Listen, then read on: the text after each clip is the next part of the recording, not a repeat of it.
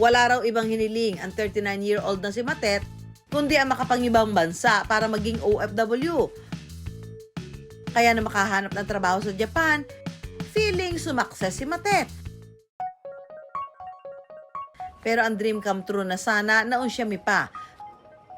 3 buwan pa lang kasi sa Japan si Matet, naging sakitin na siya.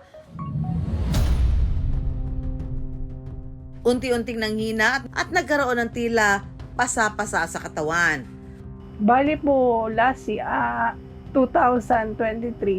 meron akong mga nararamdaman na pangangate na hindi ko mapaliwanag kung saan nanggagaling.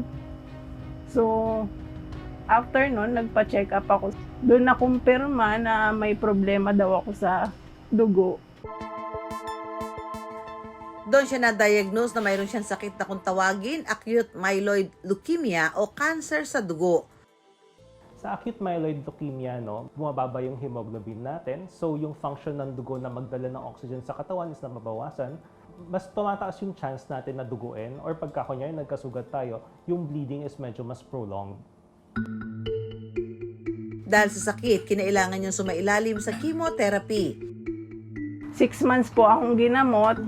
So, may 5 session po ng chemotherapy na ginawa sa akin.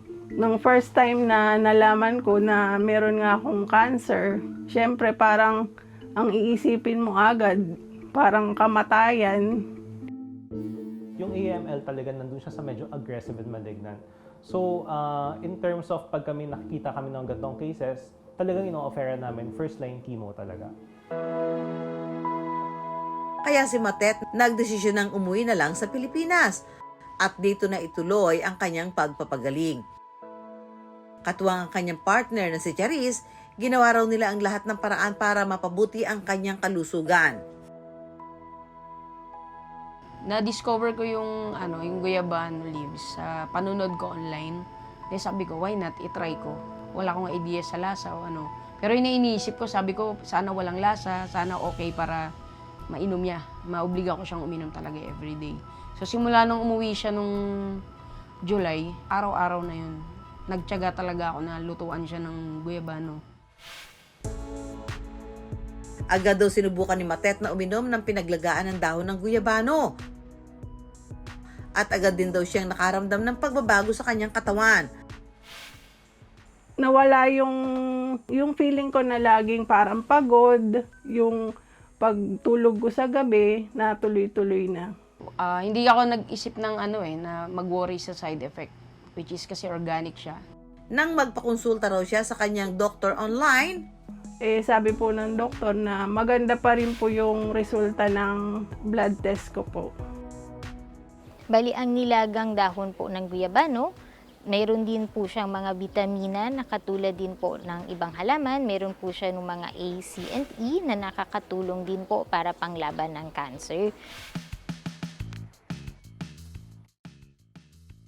piliin lang daw ang mga dahon na berdeng-berde pa ang kulay. Kasi pag mga ganitong kulay, mas magiging maganda yung kalalabasan ng tsaa na ginagawa namin. Ito, pag bata pa, mas masarap, tsaka mas maganda yung kinalalabasan ng lasa. Huhugasan ng 2 beses. Ibinababad sa tubig sa loob ng 10 minuto. Make sure na mahugasan natin ito ng maayos. Kasi lalo na kung mababa yung puno, di maiwasan madadapuan ng mga alikabok o kung anumang mga maduduming galing sa hangin. Ang 30 piraso ng dahon ng guyabano, isasalang sa 1.5 litro ng tubig at pakukuluan sa katamtamang apoy sa loob ng 5 minuto. Ang pag-inom ko ng guyabano, araw-araw po talaga. So, parang siya na talaga yung ginawa kong tubig. Kasi ang guyabano, naman po, wala naman po siyang lasa na hindi, parang hindi kaaya-aya. Kasi parang lasang gulaman lang siya na walang asukal.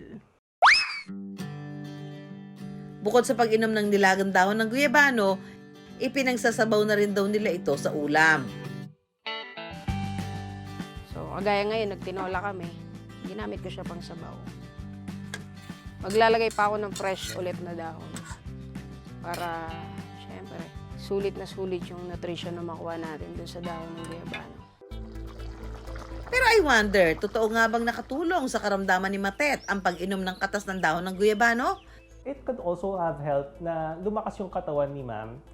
Although, I don't think na yun yung primary cause kung bakit siya gumaling. We don't have strong scientific evidence na would say na yung guyabano is nakakagaling o nakakagamot ng leukemia or any other cancer, no? It's better to seek consult sa mga trained physician with regards to this case matters, no? Especially with leukemia and cancer, no?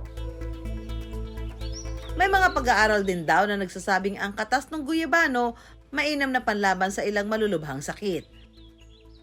Pero maliban po doon, ngayon po kasi pinaniniwalaan siya na nakakatulong po para hindi po lumaki yung mga tumor natin at para po mapabagal yung pag-akalat ng cancer sa katawan. Pero may paalala pa rin sila, limitado pa ang siyentipikong pag-aaral tungkol dito. Kaya pinakamaganda po kahit anong herbal medicine ay sasabihin po natin sa ating doktor para po makikita nila kung meron po itong epekto sa gamot natin. Maari po kasing mawala yung bisa ng mga gamot na iniinom natin. Ang mga halamang gamot gaya ng guyabano, hindi raw dapat gawing kapalit sa gamutan kontra malulubhang sakit gaya ng cancer. Cheers! Patuloy pa rin daw iinom ng katas ng dahon ng guyabano si Matet habang patuloy rin ang gamutan sa tulong ng mga eksperto. Malaking factor din yung paggagamot ko sa Japan, at the same time yung pag-inom ko nga ng guyabano leaves. Pero ang pinakamahalaga doon yung faith mo, nagagaling ka, palagi ka lang positive, nagagaling ka nga.